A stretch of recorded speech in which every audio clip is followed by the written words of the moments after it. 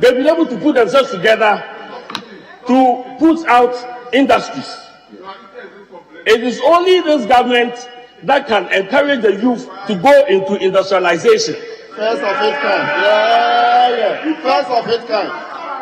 This is a budget that is giving hope to the youth. Yes.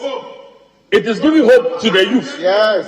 And if we call it a Jinka budget, we know it is actually going to save Ghanaians, including our teeming youth. I am sure, I thought it was going to be easier for my good friend, after my chairman has spoken, to accept the fact that this is a budget that must be accepted by all.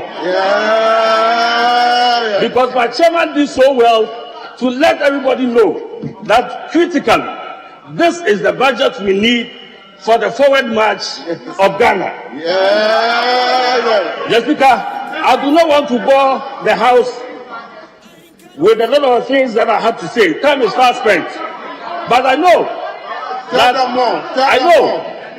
by the end of this debate, our good friends here will be so convinced to accept the fact that this is a budget that is going to get Ghana's forward march.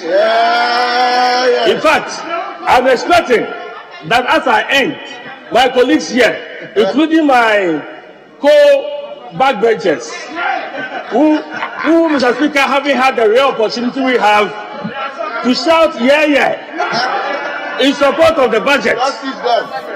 In support of the budget. Mr. Speaker, I do not want to waste too much time. But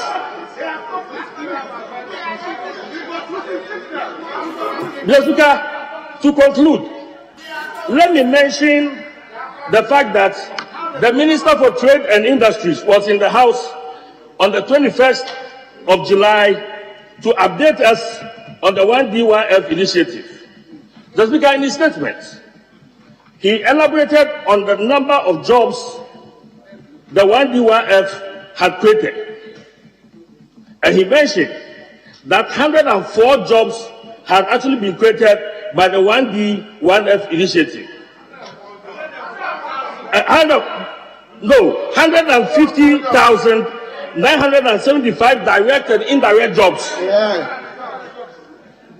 And this one is expected to rise to 282,792. If the remaining 150 1D1F are completed. Mr. Speaker, this is why the budget needs to be supported, because in paragraph 746, the finance minister promised to support 16 additional 1D1F, which are from districts that do not have promoters. I'm sure some of these districts will be the districts of some of our colleagues here. And so I think that we have convinced you enough to accept the budget. Mr. Speaker, thank you very much. Okay, inti we achim oda mrashe bidwani onimunyamfo Alexander Akwesi Akwa ena na ono so making input as far as budget 2022 concerned parliament and what is our ensemi etu edwa na honorable Alexander Akwesi Akwa kan ensem miensa and okasade fa the National Development Bank omodi aba solely no nearby be say ebe so infidi nyuma any companies akese na eba be so omo asene na NDSSI na yadan ya ni aba be Ghana Enterprise Agency omo so interventions ahodo omo de ba ye wabra covid ne gina mu wo hwe sa bre no aduane ane ye che ne niam ne nyina NDSSI and omo di sa adwuma ne nyina akire yi omo bedane ani a omo airfriend no Ghana Enterprise Agency na je so omo adwuma no e ba be ye kese and osan kasa de fa you start ni nyina enso so ewo a branch of Obatampa Ghana Case Obatampa na o kan wan kan yi bi me say Ghana Case unsi ewo case any o case enti openi ni kasa de fa ne ma miensa ho a ne input no in fact solid. But the bottom line is, and parliament no ebe decide whether and someone or no any other colleagues as Honorable Samuel Abujina Ponso. So he also made a very fine, good input or display intellect. But whether the minority side are convinced and are convinced, and ebonundua and yebehunu ye because of parliament. It's not to say no penny for honorable kwesiakwa and amotin nka se ono so kasa e wo memra hye fie no honorable ayade some brass ma menya na omo ayo mo kan ye no ya bo mo pa na da bi yeah samo say enje ho continue da bi enje ho yesi osama atwentwen ye de eto eni kosua ene pam no what you say ena enje ho so tumi eboa ma input eye kama pa enje ho sa wojiji bibi ho oh okay so what you say say wojiji bibi ho eti mami na masi dey face ha obo me pa che we dey chia wo mo na ja we dey we put there arehosem sa anti we dey abnasefo mo amutie radio na na pay papa J Kofi abnase na no wa no etele ni ene ba ni mpreko nyan so papa no na woni munyan ankasa anti ni plot so onyan mpreko na ba mo wuo ere ne sa nyunyu ato no so papa yi wakanche na gu ema yesie no dada na nyame adoma chena ena na yiyo no ye chena nyame adoma ye papa J Kofi abnase de obia ni mono J Kofi e de papa no kwa nyi from fe na J Kofi bia ni mono na yiro obasi buadua ana ye mesoa no obasi buadua esi buadua ni ku papa J Kofi na chena ene ye na ye ntine mama afia bra Mike Prince nom o se omo ka ho nyina omo ka ho nyina oba agunum nyina nti nyame adoma achena achem abnase funeral grounds ho na ye beye na yie no ye hyase anumre kura mpo ochena Sunday so ye beye na yie nti no wa ni papa J Kofi odo sister Sibuadu anoko na ye ampofua ono eni kwaku enin Sibuadu me na wote wo nka se wo be ka me ho a ye di de obon krata mo boso de bra mo sima aduonum enan 54 minutes after 8 still live on celebrity Abozege live on Abozege 93.3 FM because I twemu no tse ya na still ya Abozege inti se yaduru amanfo so a o se ye kai ya anom and it is still Abozege pressure ne da so ginamu. Thank you too. Na ene ya won komo bebredi pa. Enti ya wase ye hwe na ye titi bi firi ho no mo tetetetete. Ene woda chi nti de de brɛ wo ye se unya nware ya afei na oba be ware no. Bompa ye sere urade se oma o partner papa oye oba o ba be ware ya bompa ye sere urade se oma obema usuro urade oma obema obetumi a complement your life oma obema obete wase na wonso obete na se oye oba wonso utie me na oye bema utie me o pese o ware a wonso bompa ye sere urade se oma wo oba obete wase oma wo oba obete wase se munya nware ye na mo bompa ye sere urade se oma mo enkrofo mo beboa mo ho na se moye ne saa afi aware no mo nsaka na mfomso ba wutimi de kokokere nyankopon because untimi nkotutu anoma ho konkope wa ba na obema ba bia wanka hwe ankire nyankopon na se kire asem kokoba ho a na o kwa akope na chikwan akoka asem akire no da bi untimi mfam badwafo nyenkoa eni nti anopai wodachi nti de ye ka kire won se unya nware ye wo ye oba wo ye bema afi na be ware srewurade se oma wo wankasa unnompem nompe na intimi mo a wodachi nti wo ye ne saa de mame a unkonkunya oba obema trouble unkonkunya oba obe tetewo na emu benya oba obe ka wo ho na mani suade hunu atumi abem me pa chawo me fa we ntwam mra me ba sisia. Fellow citizens, I ask you to be citizens,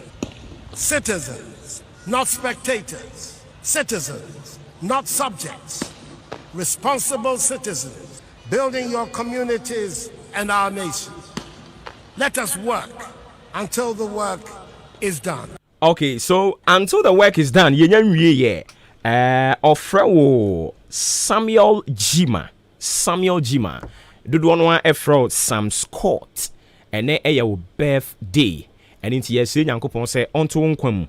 Oma wakoma swadi nyina emrem, and as usual, live to be 93.3 and beyond. And into Sam Scott. Udi for Sam Scott. Yankopon onka wo ho papa. Ene Yankopon ya domo a eyade a budget 2022 no. Ehon abatfo bekoso ewo mayimra hyebeja fie. And I would want to walk you through some analysis kakra bi a yaboaboa no a yede ebremo.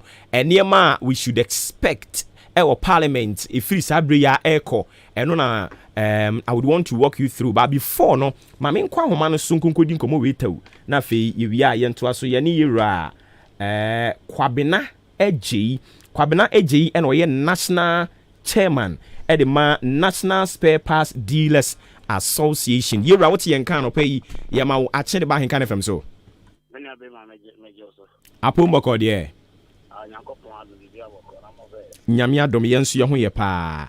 Okay, nti yanya ne ntie se mo se MPs ne nhwe e na budget no oma approve budget ni nyina na omo enyi ntum ana efa ben e na mo pese omo ebotugu menya ma mentia wa ma fo mutia nkan FM no pray no mo e share Facebook na mentia national concern member say o Ghana fana ni be bia e discrepancy bia o ka yo menya aso bisa sem ye think na de ba wantin ushima ya ni ya bubo 80 component of taxes that import it so a queen ya bubo ni na acheche meche atie for any yenya ayomo hwe na yes ukari 2014 abra yenra jomama introduce some taxes eye esla and special import levy at fair or mine ya watching in Tintia and Famwa na income 2018.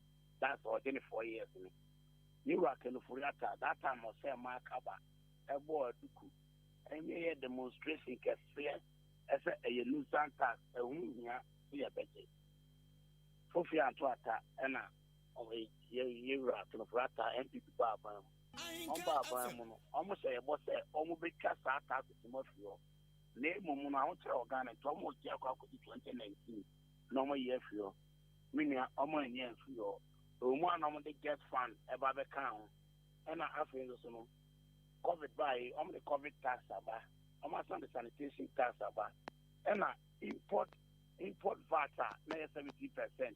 On the 21%. And VAT flat rate 3%. And echo 4%. And I got school. I'm a year thing.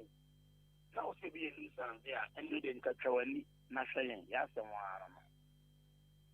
I see. Inti eno nti na ama mo ka se memo mo nye budget no entum. Yes, because taxes are extra important. I'm here saying, and Africa and benchmark value. What the buy near 7 out of 50%, and then also we year for 50% now the chain, and then we year for that's what they are out there. Oh, your container from Asia, Japan, Korea would have $10,000. That's 630 million for container fee. Japan would have almost 800 and something million. Just container fee. Exchange rate and the dollar and I'm almost 6.3. It's just I would say so for taxes in now than Jeffrey or there. Now you human I was saying. Near Parliament say wait here, yes, on percentage not the above to na eno na obi ka se ase mo ankasa kra no a mo ye into business no mo ye trading ne ka ho no ase confusion yes mu Andre ya na Association of Ghana Industries ebebo aban na ba so wa ya ade se wayi sa benchmark no policy na fi ho ono mo be ka wie ya pe na trade union for guta for so be kan se oh aban no ne o ye de omoa omo enti aban no onye den oya ade ba ko a agifo so omo support guta for so omo support National Association of Spare Parts Dealers so omo support nti aban no onye den sisi a menia like ayana efa bi no meti e ko company for ne dia no meti bi ho yawo yura good president, Mr. Ado Obeng, Joseph Obeng Ado, a born Abasupa, because good. This is the first time I'm going to say good about what the other one can. Mamma a team for Mukaka, many Mumrakaka. That's my value. I buy the buy an essay, Mamma Trim. The coil container, maybe I'm a 5 inches, 200 pieces, a good container. Let the buyer make the invoice come up. I buy say, inches now what they buy, and also 200. But and yes, I'm a fire. A boy at the buy, and also about 1,000 Ghana. Maybe I make the amount 2,000. No, I get 100%. And yes, any year. And that benchmark, oh, year free. I'm a 2,000 back. I don't know. But industry for no more can. One, I might say, or per se, at the end of my year, yet some more. When you miss them, Ghana beyond 8, your job is simple.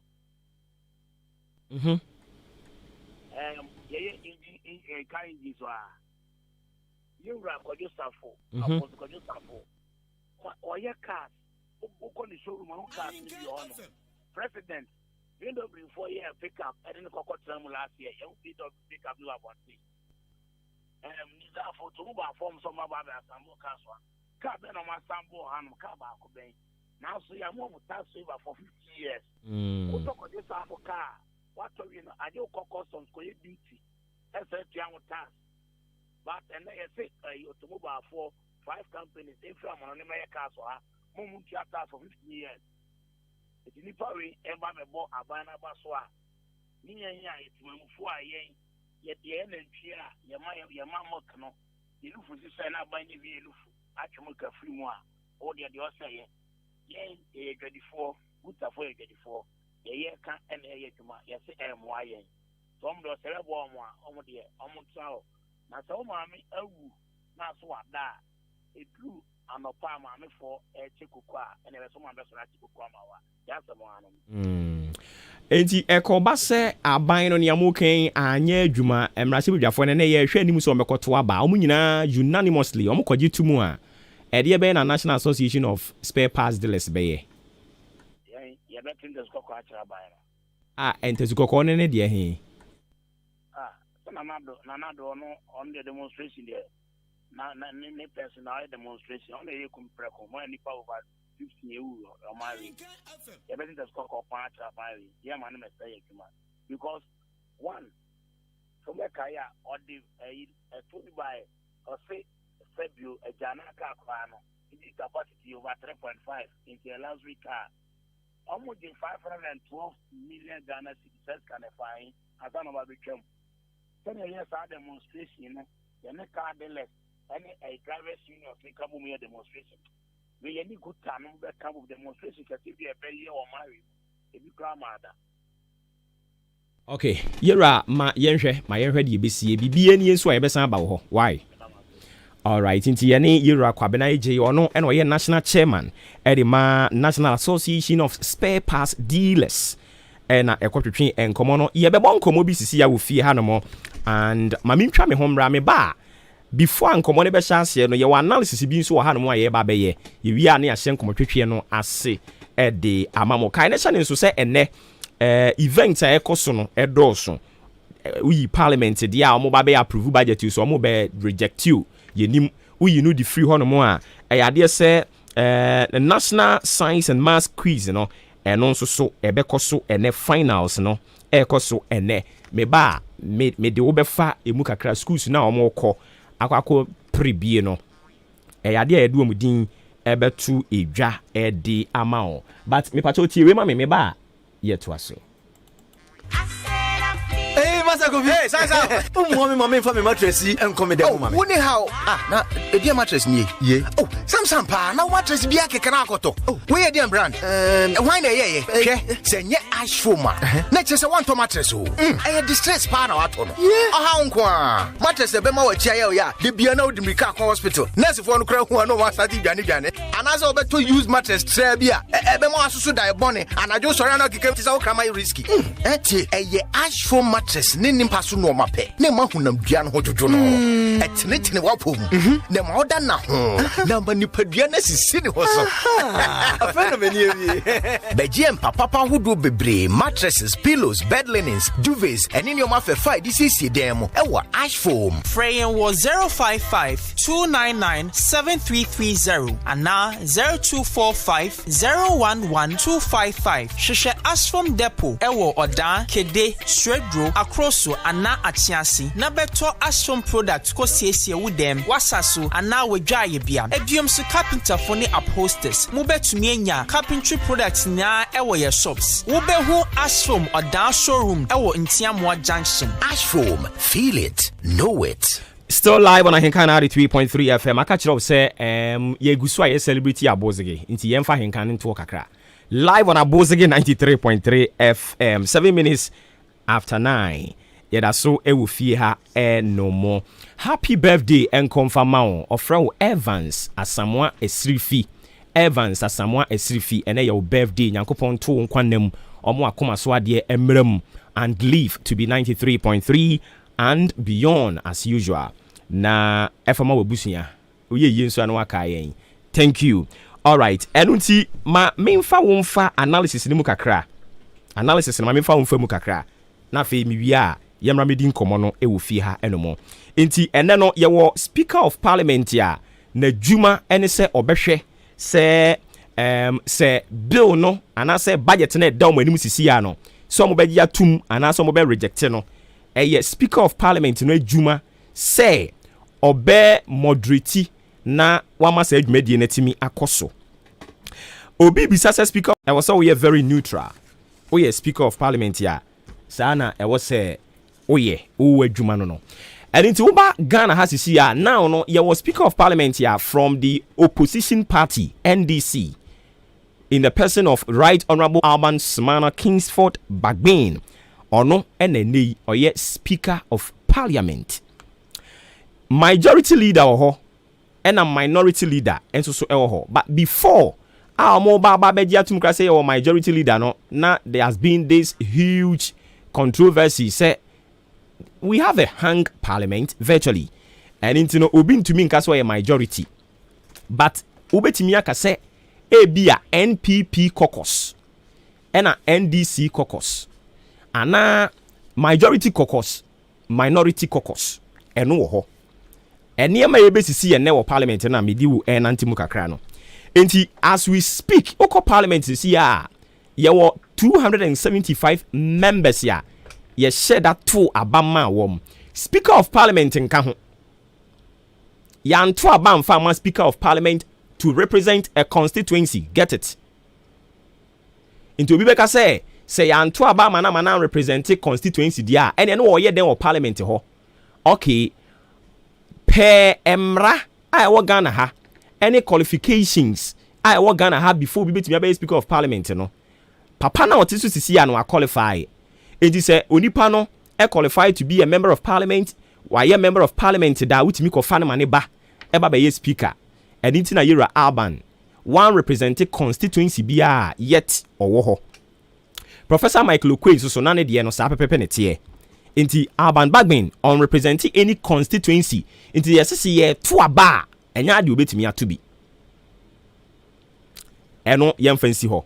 Your majority leader in the person of Onimunyamfo Osei Mensa Bonsu and ono na juma eson pa na juma eson ene se oye Minister of Parliamentary Affairs esan ye head of government business ewo parliament ho enti sa budget ya Onimunyamfo Ken Ofori Amanfo parliament no the onus lies on majority leader to ensure say abana ni mu nguase budget no yagiatum and inti it is the work of the majority leader say oni other parties ni nyina bekasa omo colleagues from the other side no ono bekasa no wa convince wo wa kirikiri mu akire omo senti a budget no e wo se yagitum inti ono na adwuma no inti sisi ya ne de ono no ne nsa hye edom bebre no anum inti we ya me no ka say ohia bench obi oye bench kra back bencher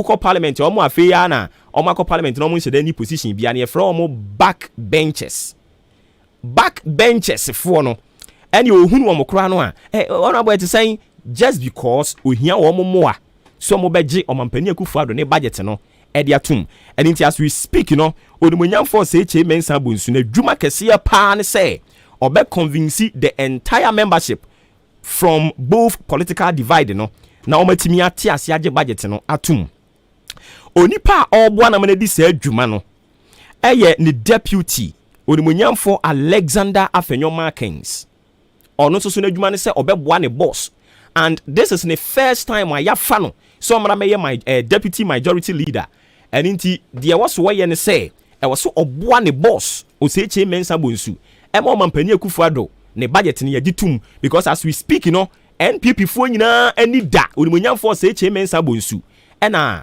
Afenyo Markins eso say e kwa bi omo befa so e beje budget na tum no e wo omo ho NPP fo ani da omo animu papa afi onipa ba kwa wo NPP na fa ene na so be ye hyepa eye onimunyam for Frank Ano Dompre no eye majority chief whip yakase obi ye majority chief whip enke ye school ankono ne class captain enti yeba no discipline yeba no absenteeism say members no ebeba adwuma so omo ma adwuma ni nyina wɔ ne nkyɛn enti onimunyamfo Frank Ano Dompre adwuma wo ye ne nekese pa ne say or coordinate matese honorable Kennedy Japan oni Ghana honorable matese oni Ghana ba na eye na dwuma se obema MPP fo ni nyina he will whip them into the line obi oya member of parliament or representing MPP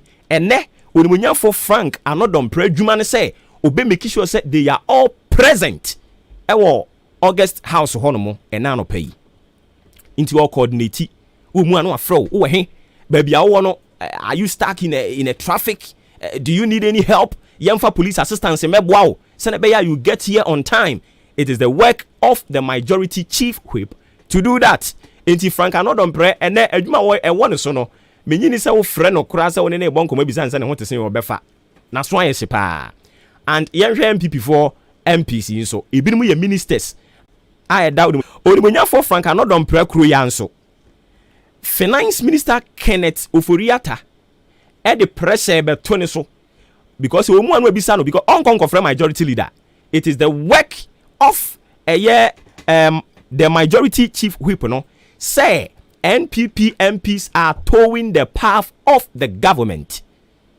Inti na me no ka say Frank Ano Dompre so yesepa hwe mesremo inti wei obefra MPs ni before mo be call the main chamber hono obefra mo nyina do ma call majority conference room no makotena se no asan briefu omo waka kyerem se mesremo kwa ye kɔ nti ono otisi captain owo team mu no mesremo kwa ye kɔ ne nkonumdie ne yakwakofa aba mu nyina mo konkoto aba no mo nkɔgye omampani Akufo-Addo ne nisu ade hunu ne ntum mo obi adwen sesa obɛfrɛ wo mo no asan frɛ finance minister aba conference room ho no finance minister nso so akyerɛkyerɛ mu kakra de akyerɛ wo mo send ye mo kwakoye confirmation of MMDCs na ekoso no sa pepepe enene ebekoso ani nyina ye the work of the majority chief whip in the person of Frank Ano Dompre yemfa no emfansi ho afe yemra minority no so ye wo onimunyamfo Haruna Idrisu. You know their position already. Almost stance ne say budget way so mo begia tumu pa nko me kwakwe o me reject no, especially the portion it borders with e-levy.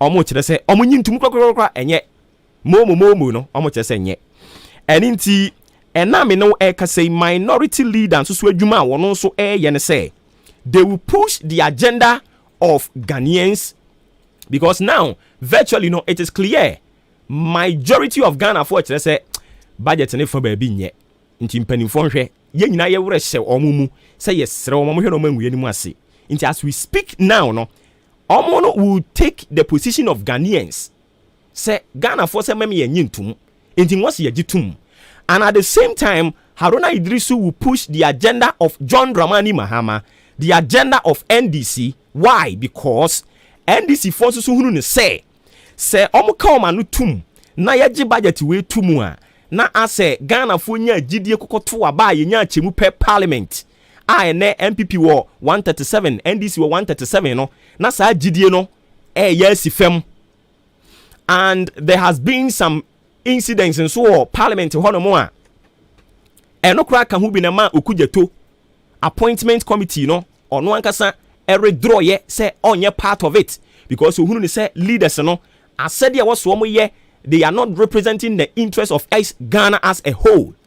And inti eno ka hu bi ene me no ka say ono kra wa resign. Inti this time around no NDC for so pese 2024 omo ba no, they won't keep quiet. They are going to make sure they push the agenda of Ghanaians. They push the agenda of John Dramani Mahamad's chances in 2024 and the NDC. Inti eno so omo decision o ma take no. And sɛ me di kan ka kyerɛ wo no yɛnya ne nteɛ sɛ ɔmampani dada John Dramani Mahama wɔno mu hyia ɔno mu di kan hyia wɔ ne office ɔne bi nso hyia wɔ fie a ɔmo nyina adwuma ɔmo die ne sɛ they will push this particular agenda. ɛno deɛ you can take it yɛmfa no nsi hɔ.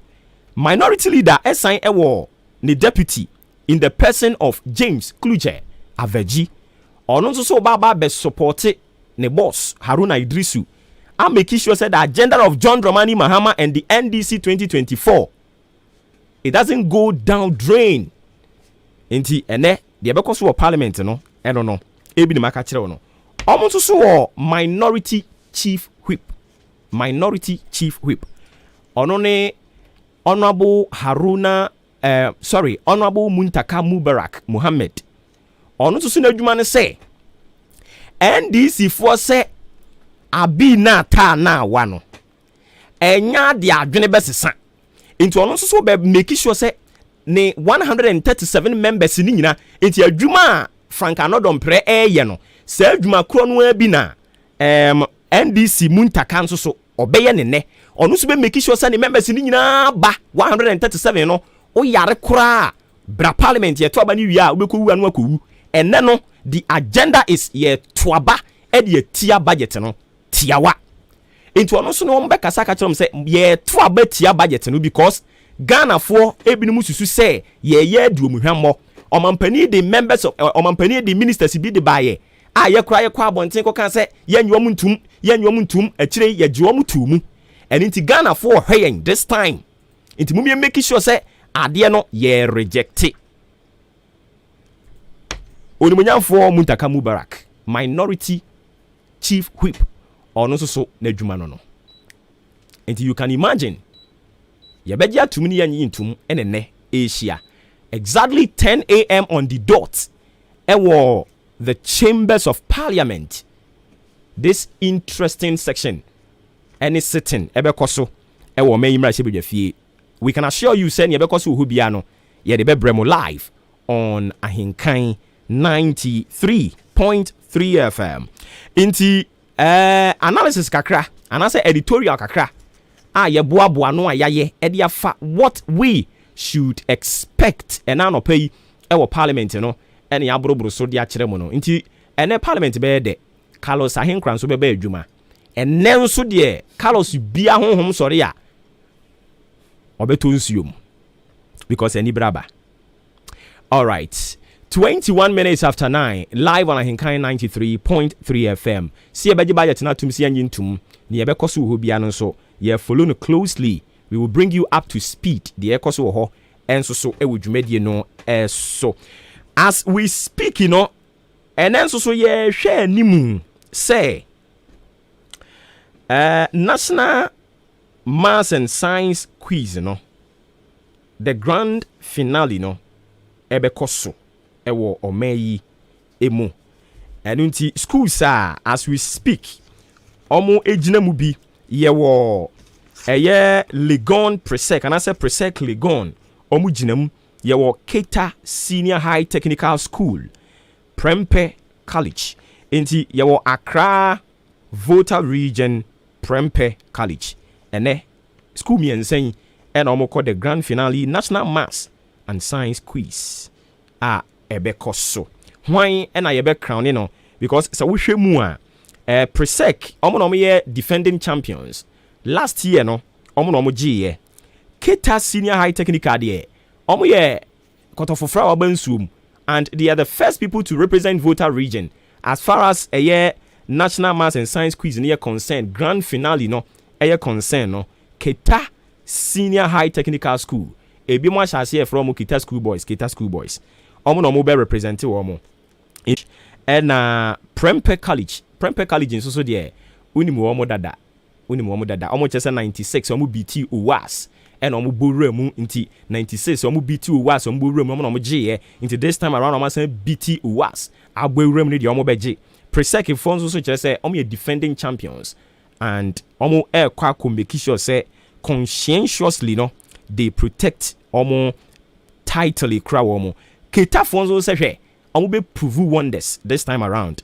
Enti nyame adomo ene this grand finale no so interesting to watch, and it will be exciting as well. Unya bra na wahwe bi TV so. Why? But me no me di minya yanka. Odi eye.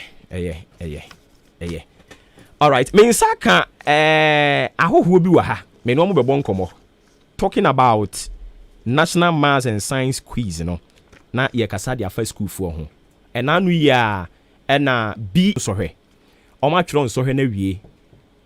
Omo titifie. Omo twen se ye be fa wom aban ye be fa wom amakọ this senior high school no ebi. Ever since omo be fie, what have they been up to? Ne nyoma ahoro omo ani so ade hunu sen netie. Enti na yensa kan abowabo Presby JHS for no omo wie school no. Ewo ha no more. Mami mamu, good morning. Mo hoye. Very well. Inti mesha say they free. The lady on my right na fe dia ko ha ni aba bisi wo so. Ya frozen. Pacha me din de Hana. Ben microphone ni mami why.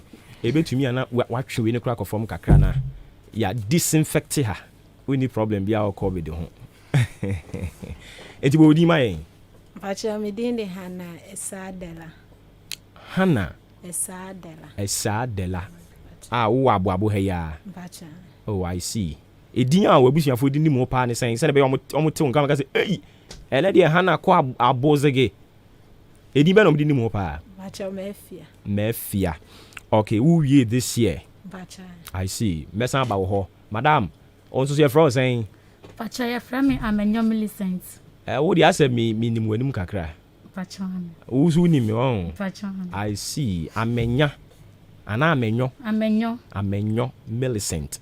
Okay, unso wie this year ya. Pacha. Oga unso bo ni Oje friend me na no say sapo. Ade wo so niema. Oje de. I said de wa bre. Enti bo di ni bi mu E friend me na no say sapo. Nana osei sapon. Oh, okay. Unso so wa abo he ya.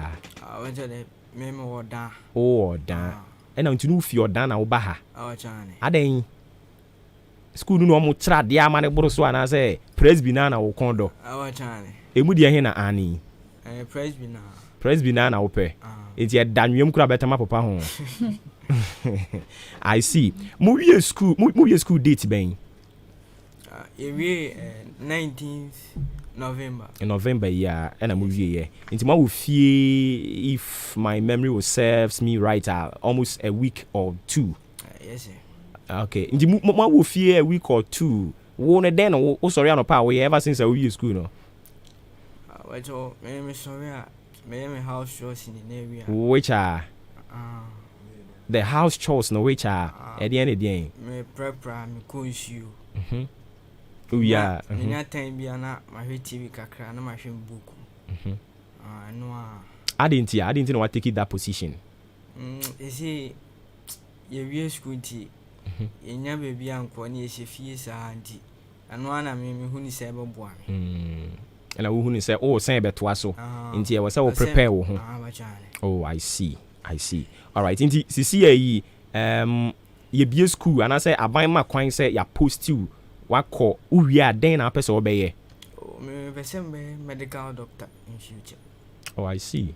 One of them obeye competition na. Oh, I jere. Enya wo a. O pese obeye medical doctor. Oh, I jere. E wo Ghana. Oh, okay. I see.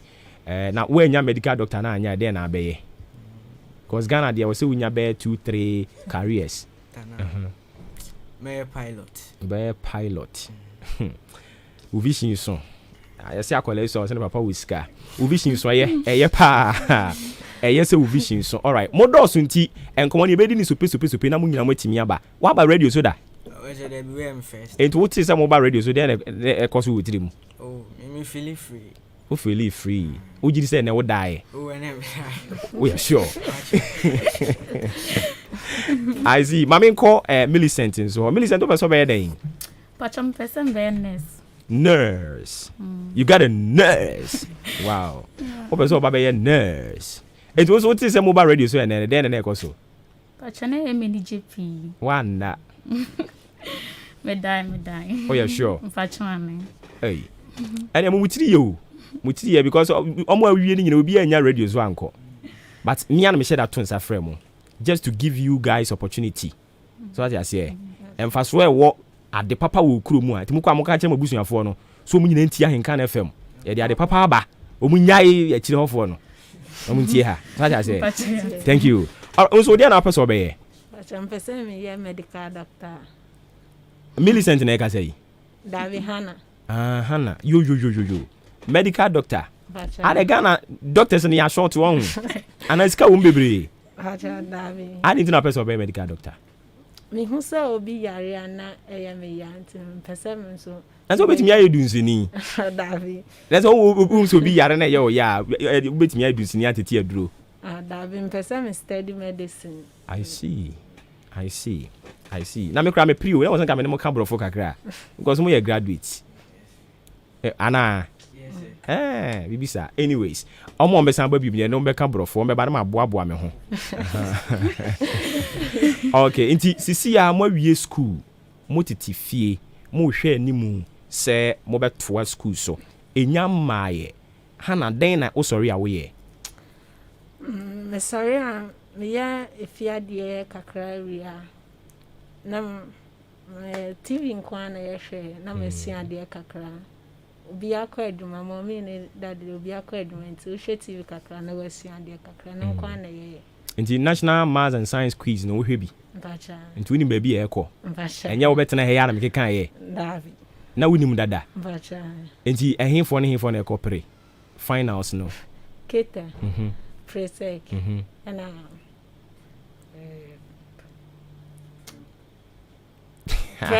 Prempe. Okay, yeah, that's bebre. Millicent. Also, I didn't know person be nurse. Pacham me hu say obi share atare na yem fe. Ye. Na me ankansan so mi so ni na mpese me ye. Nurse. I see. Say atare na e offer dia ye free happy memo ska ko to bi afoma. Oh man. Anyways, yeah, Commodore so send be ya mo other badges nso beba. Obi anchia ni opese wo chia na yenko nipa mienu pe. Mami sha se free hana so. Pacha me chia me mame ene me papa. Ena adofo nyina. Okay, Millicent. Pacha me chia mame ena papa ena me friends ena me busiafo. Ena wo fans nyina. Okay. Yenti your boss. Oh, Kafra. Kabium. Echia me mame ene me papa. O mame no papa ni din. Me mame de Miss Cecilia Ampofo. Ana papa de Kwame Sapon. Okay. Omo wen? Omo oda. Nti wo ka se omo tie o. Oh, I see. Aya na waka chom so mo koso antie yen. Okay. Because ne ye bi si da. Ebi esi odan hada. Se wa wie school na yesi school fo ni yamo fo momra. Eti mun ka bibi nkyira me ya mun hyira me nya mokwan. Amen. Amen. Ma no ma ni hyira ne ya na ye adwuma mo. Mun ka bie. Ya me hyira ene adwuma pa mo ye. On trem ahye. Amen. Ya on dem service bia enye ye. Amen. Odan din endu achiri. Sa odan to the world. Yara masi bebre. Enti mama other colleagues in Sumra. Na ye no more and more and come. All right, so bringing the time check 32 minutes after 9, still live on Ahinkana 3.3 FM and Fiada Yensu Chrome, and we have decided to spend some time with Yane JHS Fumu Presby. Well, Eradi Nyankopon. If you join a come fire press before oh. Mahu, I na press before some time. Me dom papa. Schools in the Dawson, but press school pet and me so mumra. Adentia. As I say, yes, only poor power seminary no kan wasem. So I say. Inti press before ya na munya botre mame. Me so press bi na tete me. Inti press bi no the love is there deep. Teacher ni odi wo machibae wa ha. Me ne nkola ni wia. Me call no nso ho. Na me ne no akasa kakra. Mame fa seda ema aboafo ma so yi mu am ye di dwumadi yi. Ye de bremo from Monday to Friday. Ewo efie ha no mo. Nyankopon eya adomo a. Se Farmers Day eba. Farmers Day no eye enne na wotwe pepepe. Na nia ye pese ye ne say ye wodwumadi bi ye friend no Freaky Funky Friday. Freaky Funky Friday. Aya wo tai tie say Yura Steven Ayensu DJ Toxic all the way from Peace FM no aba.